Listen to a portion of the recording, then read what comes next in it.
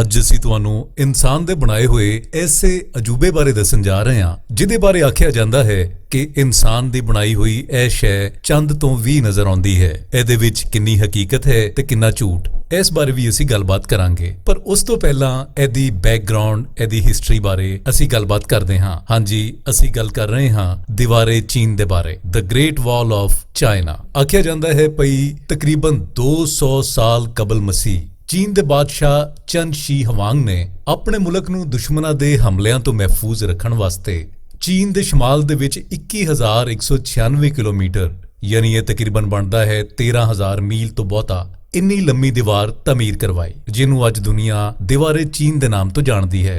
ਇਸ ਦੀਵਾਰ ਬਾਰੇ ਬਹੁਤ ਸਾਰੀਆਂ ਐਸੀਆਂ ਗੱਲਾਂ ਹਨ ਜਿਹਦੇ ਬਾਰੇ ਦੁਨੀਆ ਹਾਲੇ ਸਹੀ ਤਰ੍ਹਾਂ ਪੂਰੀ ਤਰ੍ਹਾਂ ਨਹੀਂ ਜਾਣਦੀ। ਪਹਿਲੀ ਗੱਲ ਇਹ ਵੇ ਕਿ ਇਹ ਦੀਵਾਰ ਬਣਾਉਣ ਦੀ, ਇਹ ਕੰਧ ਬਣਾਉਣ ਦੀ ਕਿਉਂ ਲੋੜ ਪੇਸ਼ ਆਈ। ਹੁਣ 206 ਕਬਲ ਮਸੀਹ ਦੇ ਜ਼ਮਾਨੇ ਦੇ ਵਿੱਚ ਚੀਨ ਦੇ ਦੁਸ਼ਮਣ ਕੌਣ ਸਨ? ਇਹ ਸੀ ਮੰਗੋਲ ਤੇ ਤਾਤਾਰ। ਉਹ ਸੈਂਟਰਲ ਏਸ਼ੀਆ ਦੇ ਵਿੱਚ ਬੜੇ ਤਾਕਤਵਰ ਸਮਝੇ ਜਾਂਦੇ ਸਨ। ਇਹ ਦੀਵਾਰ ਜਿਹੜੀ ਏ ਉਹ ਕੰਸਟਰਕਟ ਕੀਤੀ ਗਈ ਇਹਨਾਂ ਦੁਸ਼ਮਣਾਂ ਤੋਂ ਬਚਣ ਵਾਸਤੇ, ਤੇ ਜਿਸ ਜਗ੍ਹਾ ਦੇ ਉੱਤੋਂ ਇਹ ਦੀਵਾਰ ਸਟਾਰਟ ਕੀਤੀ ਗਈ ਉਹ ਚੀਨ ਦੀ ਸਰਹੱਦ ਸੀ ਮੰਚੋਕੋ। ਚੰਦ ਸ਼ੀ ਹਵਾਂਗ ਨੇ ਇਸ ਦੀਵਾਰ ਨੂੰ ਸਟਾਰਟ ਕਰਾਇਆ। ਇਸ ਤੋਂ ਬਾਅਦ ਜਿੰਨੇ ਵੀ ਬਾਦਸ਼ਾਹ ਆਏ, ਜਿੰਨੇ ਬਾਦਸ਼ਾਹਾਂ ਨੇ ਵੀ ਹੁਕੂਮਤ ਕੀਤੀ, ਉਹ ਆਏ ਤੇ ਚਲੇ ਗਏ, ਪਰ ਇਹ ਦੀਵਾਰ ਕੰਸਟਰਕਟ ਹੁੰਦੀ ਰਹੀ, ਇਹ ਤਾਮੀਰ ਹੁੰਦੀ ਰਹੀ। ਹੁਣ ਆਖਿਆ ਜਾਂਦਾ ਹੈ ਕਿ ਤੀਸਰੀ ਸਦੀ ਕਬਲ ਮਸੀਹ ਦੇ ਵਿੱਚ ਚੀਨ ਦਾ ਬਾਦਸ਼ਾਹ ਸ਼ੀ ਹਵਾਂਗ ਸੀ ਤੇ ਉਹ ਪੂਰੇ ਚੀਨ ਦੇ ਵਿੱਚ ਬੜਾ ਪਪੂਲਰ ਸੀ, ਉਹਦੀ ਗੱਲ ਮੰਨੀ ਜਾਂਦੀ ਸੀ। 2021 ਕਬਲ ਮਸੀਹ ਦੇ ਵਿੱਚ ਇਹਨੂੰ ਸਾਰੇ ਚੀਨ ਦਾ ਸ਼ਹਿਨशाह ਮੰਨ ਲਿਆ ਗਿਆ। ਉਸਨੇ ਚੀਨ ਦੀਆਂ ਸ਼ਮਾਲੀ ਸਰਹੱਦਾਂ ਨੂੰ ਤਾਤਾਰੀਆਂ ਦੇ ਹਮਲਿਆਂ ਤੋਂ ਬਚਾਉਣ ਲਈ ਇੱਕ ਬਹੁਤ ਵੱਡੀ ਦੀਵਾਰ ਤਾਮੀਰ ਕਰਨ ਦਾ ਹੁਕਮ ਦਿੱਤਾ। ਇਹ ਕੰਧ ਏਡੀ ਵੱਡੀ ਸੀ, ਇਹ ਦੀਵਾਰ ਏਡੀ ਵੱਡੀ ਸੀ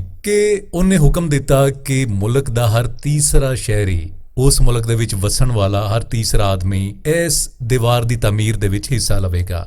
ਆਖਿਆ ਜਾਂਦਾ ਹੈ ਕਿ 3 ਲੱਖ ਤੋਂ ਬਹੁਤੇ ਇਨਸਾਨਾਂ ਨੇ ਮੁਸਲਸਲ 10 ਸਾਲ ਇਹਦੇ ਉੱਤੇ ਕੰਮ ਕਰਕੇ ਇਹਨੂੰ ਬਣਾਇਆ। ਇਹ ਦੀਵਾਰੇ ਚੀਨ ਬੀਜਿੰਗ ਦੇ ਵਿੱਚ ਜਿਨਸ਼ਾਂਗਲਿੰਗ ਦੇ ਪਹਾੜਾਂ ਦੇ ਉੱਤੇ ਵਾਕਿਆ ਹੈ। ਹੁਣ ਆਨੇ ਆ ਕਿ ਇਹ ਹੈ ਕਿੱਡੀ ਵੱਡੀ। ਦੁਨੀਆ ਦੇ ਇਸ ਤੀਸਰੇ ਅਜੂਬੇ ਦੀ 21,196 ਕਿਲੋਮੀਟਰ ਲੰਬਾਈ ਹੈ। ਇਸ ਦੀ ਚੌੜਾਈ ਜ਼ਮੀਨ ਤੋਂ ਤਕਰੀਬਨ 25 ਫੁੱਟ ਤੇ ਉੱਤੋਂ 12 ਫੁੱਟ ਹੈ। ਆਖਿਆ ਜਾਂਦਾ ਹੈ ਭਈ ਇਹਦੀ ਤਾਮੀਰ ਦੇ ਵਿੱਚ ਤਕਰੀਬਨ 4 ਕਰੋੜ 72 ਲੱਖ ਕਿਊਬਿਕ ਫਿਟ ਮਿੱਟੀ ਤੇ 1 ਕਰੋੜ 57 ਲੱਖ ਕਿਊਬਿਕ ਫਿਟ ਪੱਥਰ ਤੇ ਇੱਟਾਂ ਇਸਤੇਮਾਲ ਹੋਈਆਂ ਸਨ। ਇਸ ਦੀਵਾਰ ਦੀ ਉਚਾਈ 20 ਤੋਂ 30 ਫੁੱਟ ਤੱਕ ਹੈ ਤੇ ਹਰ 200 ਗਜ਼ ਤੋਂ ਬਾਅਦ ਪਹਿਰੇਦਾਰਾਂ ਲਈ ਕਿਲੇ ਬਣਾਏ ਗਏ ਹਨ। ਇਹ ਦੀਵਾਰ ਦੀਵਾਰੇ ਚੀਨ, the great wall of China, ਇੰਨੀ ਪਪੂਲਰ ਹੈ ਕਿ ਹਰ ਸਾਲ ਤਕਰੀਬਨ 10 ਮਿਲੀਅਨ ਲੋਕ ਇਹਨੂੰ ਵੇਖਣ ਵਾਸਤੇ ਆਉਂਦੇ ਨੇ। ਆਖਿਆ ਜਾਂਦਾ ਹੈ ਕਿ ਦੀਵਾਰੇ ਚੀਨ ਦੀ ਤਾਮੀਰ ਦੇ ਵਿੱਚ 1700 ਸਾਲ ਦਾ ਅਰਸਾ ਲੱਗ ਗਿਆ। ਬਾਜ਼ ਕਿਤਾਬਾਂ ਦੇ ਵਿੱਚ ਇਹਦਾ ਅਰਸਾ 2000 ਸਾਲ ਵੀ ਦੱਸਿਆ ਗਿਆ ਹੈ।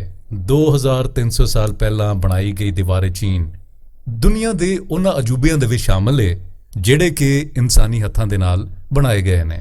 ਹੁਣ ਇਹ ਆਮ ਦੀਵਾਰ ਤੇ ਹੈ ਨਹੀਂ ਸੀ। ਇਹਨੂੰ ਮਜ਼ਬੂਤ ਕਰਨ ਲਈ, ਇਹਨੂੰ ਸਟਰੋਂਗ ਕਰਨ ਲਈ, ਪੱਕਿਆਂ ਕਰਨ ਲਈ ਇਹਦੇ ਵਿੱਚ ਕੀ ਇਸਤੇਮਾਲ ਕੀਤਾ ਗਿਆ? ਆਖਿਆ ਜਾਂਦਾ ਹੈ ਭਈ ਇਹਨੂੰ ਸਟਰੋਂਗ ਕਰਨ ਲਈ, ਇਹਨੂੰ ਮਜ਼ਬੂਤ ਤੇ ਪੱਕਿਆਂ ਕਰਨ ਲਈ ਇਹਦੀਆਂ ਇੱਟਾਂ ਦੇ ਵਿੱਚ ਚੌਲਾਂ ਦਾ ਇਸਤੇਮਾਲ ਕੀਤਾ ਗਿਆ ਤਾਂ ਜੇ ਇਹ ਕੰਧ ਜਿਹੜੀ ਏ ਇਹ ਪੱਥਰ ਵਾਂਗੂ ਮਜ਼ਬੂਤ ਹੋਵੇ। ਚੀਨੀ ਬਾਦਸ਼ਾਹ ਮਿੰਗ ਦੇ ਦੌਰ ਦੇ ਵਿੱਚ ਇਸ ਦੀਵਾਰ ਦਾ 5000 ਕਿਲੋਮੀਟਰ ਤੋਂ ਬਹੁਤਾ ਹਿੱਸਾ ਤਿਆਰ ਕੀਤਾ ਗਿਆ ਸੀ, ਜਿਹਨੂੰ ਪੱਕਿਆਂ ਕਰਨ ਲਈ ਇਹਦੇ ਵਿੱਚ ਚੌਲਾਂ ਦਾ ਆਟਾ, ਨਿੰਬੂਆਂ ਦਾ ਪਾਣੀ, ਪੱਥਰ, ਇੱਟਾਂ, ਚੀਕਣੀ ਮਿੱਟੀ ਤੇ ਲੱਕੜੀ ਵੀ ਇਸਤੇਮਾਲ ਕੀਤੀ ਗਈ ਸੀ। ਇੰਨਾ ਅਰਸਾ ਲੰਘਣ ਤੋਂ ਬਾਅਦ 21,196 ਕਿਲੋਮੀਟਰ ਇਸ ਦੀਵਾਰ ਦਾ 30% ਹਿੱਸਾ ਜਿਹੜਾ ਹੈ ਉਹ ਵੇਲੇ ਦੇ ਨਾਲ ਗਾਇਬ ਹੋ ਚੁੱਕਿਆ ਹੈ, ਖਤਮ ਹੋ ਚੁੱਕਿਆ ਹੈ। ਤੇ ਰਹੀ ਗੱਲ ਕਿ ਇਹ ਕੰਧ ਚੰਦ ਤੋਂ ਵੀ ਨਜ਼ਰ ਆਉਂਦੀ ਹੈ ਤੇ ਇਹਦੇ ਵਿੱਚ ਕੋਈ ਹਕੀਕਤ ਨਹੀਂ। ਇਹ ਗੱਲ ਇਸ ਕਾਰਨ ਮਸ਼ਹੂਰ ਹੈ ਕਿ ਇਹ ਕੰਧ ਐਡੀ ਵੱਡੀ ਹੈ ਕਿ ਇਹ ਚੰਦ ਤੋਂ ਵੀ ਨਜ਼ਰ ਆ ਸਕਦੀ ਹੈ। ਐਸੀ ਦੀਵਾਰੇ ਚੀਨ ਦੇ ਬਾਰੇ, the great wall of China ਦੇ ਬਾਰੇ ਇਨਫੋਰਮੇਸ਼ਨ। ਅਸੀਂ ਉਮੀਦ ਕਰਦੇ ਹਾਂ ਕਿ ਤੁਹਾਨੂੰ